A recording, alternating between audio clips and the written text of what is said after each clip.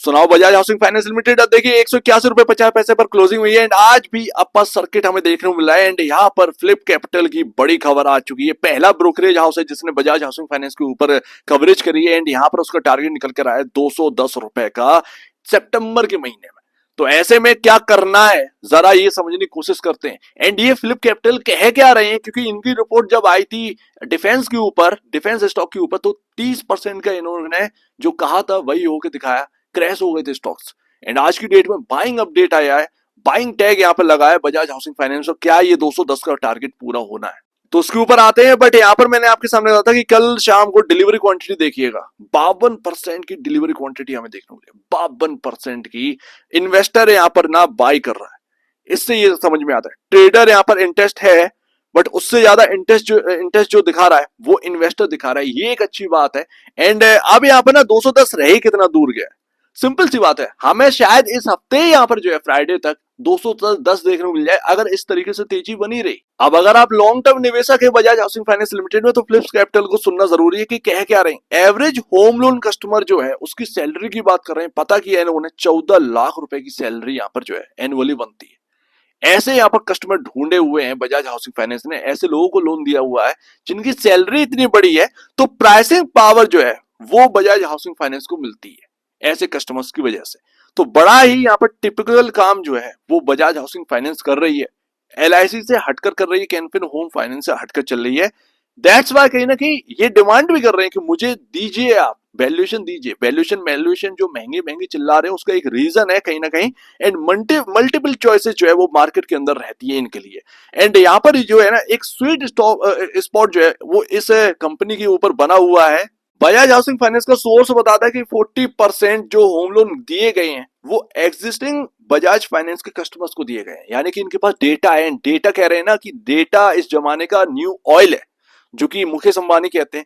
ये देखिए क्या किया बजाज हाउसिंग फाइनेंस ने, डेटा का इस्तेमाल करके बजाज फाइनेंस के उनको ही लोन दे दिया है। अब उनके पास डेटा, सिंपल सी बात है, सैलरी कितनी है सामने वाले कस्टमर की उसको बिल्कुल ब्याह में नजर रखते हुए लोन दिए गए हैं, तो उसमें रिस्क जो है वो काफी कम हो गया है एलआईसी के कंपैरिजन या कैनफिन होम के कंपैरिजन। ये बात यहां पर आ जाती है, 90% जो सैलरीड कस्टमर्स है उनको दिए गए हैं। तो ये एक ना रिस्क को बहुत ही चीप कर देता है, लो कर देता है, एंड यही चीज है जो इंप्रूवमेंट करती है रिटर्न रेशियोज में। तो इसीलिए फिलिप कैपिटल को ये अच्छा लग रहा है कि बजाज हाउसिंग फाइनेंस जो है वो कर क्या रहा है, डेटा का इस्तेमाल करके ये अपने कस्टमर्स बना रहा है, ना कि आप आ जाओ, तुम आ जाओ, फोन कर दिया तुम आ जाओ। तो ऐसे नहीं बांट रहे, ऐसे नहीं कि कोई भी कॉल उठा के कर देता कि आपको हाउसिंग लोन चाहिए क्या, तो ऐसा नहीं है। डेटा का इस्तेमाल करके सब कुछ यहाँ पर जो है ना लिखा पढ़ी के साथ जो पहले का डेटा बना हुआ है बजाज फाइनेंस के कस्टमर्स का, वही चीज यहाँ पर जो है ना उसका इस्तेमाल करके कर रहे हैं। तो ये पावर यहाँ पर जो है ना लाते हैं, एंड ये चीज ना किसी के पास नहीं है, ना एलआईसी के पास है ना किसी के पास। हालांकि एलआईसी का जो डेटा है वो इनसे भी ज्यादा कहीं ना कहीं स्ट्रांग होगा, ऐसे में कहने की बात है, क्योंकि एलआईसी से वो डेटा लेगा एलआईसी हाउसिंग फाइनेंस। सिंपल सी बात है, अगर यूज कर रहे होंगे तो। अदरवाइज यहाँ पर बजाज हाउसिंग फाइनेंस की बात करें, एंड इसीलिए यहाँ पर बताया जा रहा है कि 6.5 टाइम यहाँ पर जो है ना बुक वैल्यू को बता रहे हैं। 210 रुपए यहाँ पर जो है ना देखने को मिल सकता है, 27% का अपसाइड करेंट प्राइस से। तो ये इसीलिए इनका कहना है कि भाई सब कुछ रिस्क मैनेज है, बहुत ही सही तरीके से काम कर रहे हैं, सैलरीड पर्सन को यहाँ पर लोन प्रोवाइड कर रहे हैं, कोई दिक्कत की बात नहीं है। रिस्क रिवॉर्ड रेशियो बहुत अच्छे हैं कंपनी के फेवर में, तो आगे के लिए रणनीति बहुत अच्छी है। असेट अंडर मैनेजमेंट की जो बात करें वो लगभग 3 साल में बता रहे हैं कि एलआईसी का जो असेट मैनेजमेंट है 2-2.5 लाख करोड़ का यहाँ पर जो एयूएम हमें देखने को मिलता है, वहां तक बजाज हाउसिंग फाइनेंस 3 साल में पहुंच जाएगी, जो कि एलआईसी हाउसिंग फाइनेंस ने कब से बनाया है। तो 3 साल की यहाँ पर बात करें तो इस तरीके की मैसिव ग्रोथ इस कंपनी के अंदर आ सकती है। तो फिलिप्स कैपिटल का जो अंदरूनी बातें हैं उनके ऊपर रिपोर्ट आना ये बहुत बड़ी बात है, एंड फर्स्ट ब्रोकरेज है रिपोर्ट आपके सामने आई, इसीलिए आज अपर सर्किट और देखने को मिला है। हर जगह नेगेटिविटी फैली हुई है कि बहुत हाई वैल्यूएशन हो गई है, बेच दीजिए, लेकिन आज की डेट में आप देखिए अपर सर्किट के साथ क्लोजिंग हो रही है, 30% की ग्रोथ के साथ असेट अंडर मैनेजमेंट बढ़ रहे हैं, इससे ज्यादा और क्या चाहिए।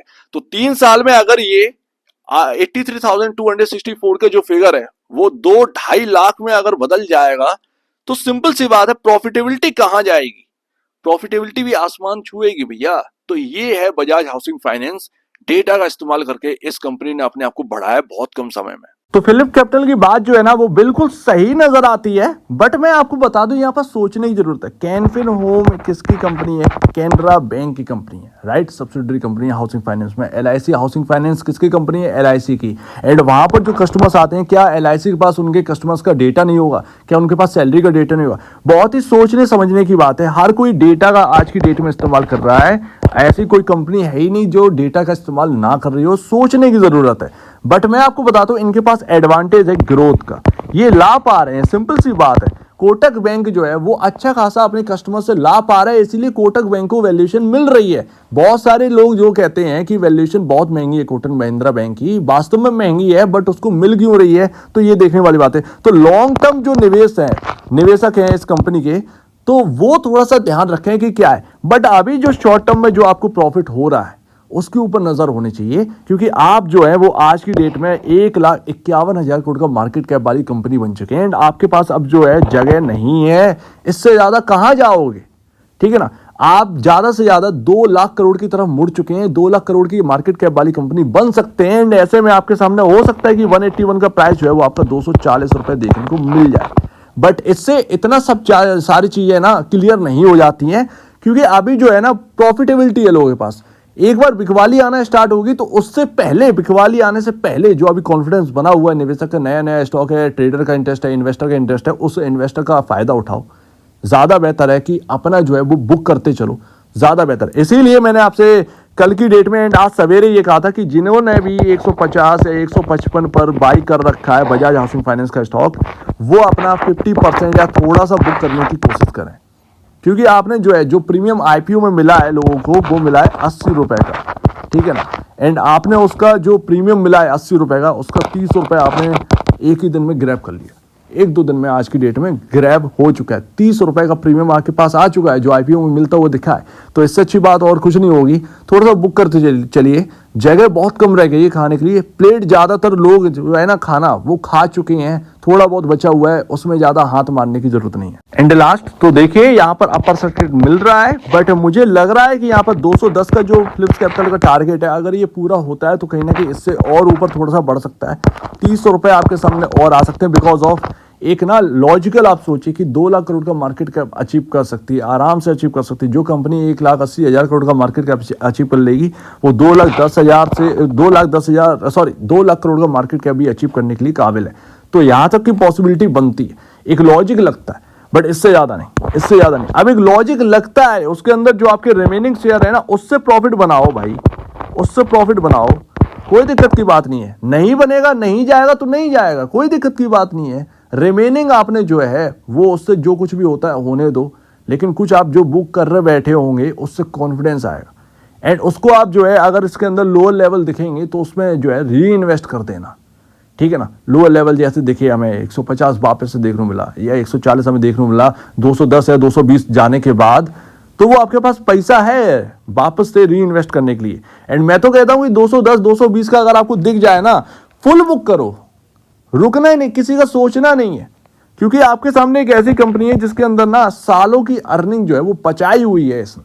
चाहे जितना आप ग्रोथ फैक्टर बताते जाइए, फिर भी यहाँ पर जो है ना तब भी एक महंगापन है अभी भी, एंड ज्यादा ही है। कई सारी कंपनियां इसके अंदर बन रही हैं, एलआईसी हाउसिंग फाइनेंस सबको जोड़ दोगे तब भी यहाँ पर बजाज हाउसिंग फाइनेंस नहीं बनती है, तब भी एक बहुत बड़ा अंतर आ चुका है यार। तो ये सोचने वाली लॉजिक वाली बात है, इसको जरा ध्यान में देखना चाहिए।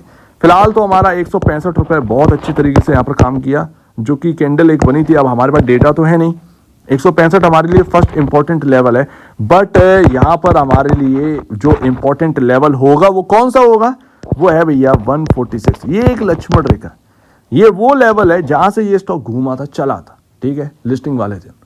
तो ये अगर टूटेगा तब आप कहिएगा कि डाउन साइड अब यहाँ पर जो है ना खुल चुकी है बजाज हाउसिंग फाइनेंस में, अदरवाइज डाउन साइड नहीं खुलेगी। कंसोलिडेट कर सकता है, कंसोलिडेट कर सकता है, एक ही रेंज में घूमता रहे, 10 रुपए की रेंज में घूमता रहे, एक अलग बात है, बट कंसोलिडेट कर सकता है। लेकिन जब तक 140 नहीं टूटता है तब तक यहाँ पर जो है ना कुछ रहने ही नहीं है, ठीक है ना, कोई गिरावट का चांस ही नहीं। हायर साइड से प्रॉफिट बुकिंग आ जाए, बट 146 रुपए लक्ष्मण रेखा है। तो ये बात ध्यान में रखिए, बुक करते चाहिए। एंड जिसने भी 150 155 पर खरीदा है, आज भी अगर बुक नहीं किया है, सवेरे मैंने आपके सामने अपडेट दिया था, कल बुक कर लीजिए, थोड़ा सा बुक कर लीजिए, और उसको रिमेनिंग शेयर जो है वो छोड़ दीजिए, उसमें जो भी होगा देखा जाएगा।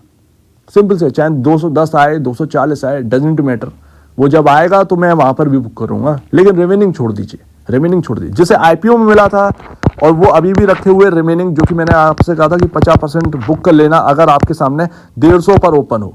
50% अगर आपने बचा रखा है तो उसको जो है 200 या 210 का लेवल जैसे ही मिले हटा दो, हटा दो, 240 के चक्कर में मत रहो, ठीक है ना, हटा दीजिए। तो इससे बेहतर रणनीति कुछ और हो ही नहीं सकती। एंड कुछ दिन वेट करिए, नीचे मिलता है तो वो वापस से री इन्वेस्ट कर लेना लॉन्ग टर्म के लिए, तब जाकर यहाँ पर कहिएगा लॉन्ग टर्म, कोई दिक्कत की बात नहीं। सो उम्मीद है काफी कुछ आपको समझ में आया होगा। नए खरीदार की बहुत कम जगह रह गई है, बट पुराना खरीदार अभी भी बहुत कुछ कर सकता है।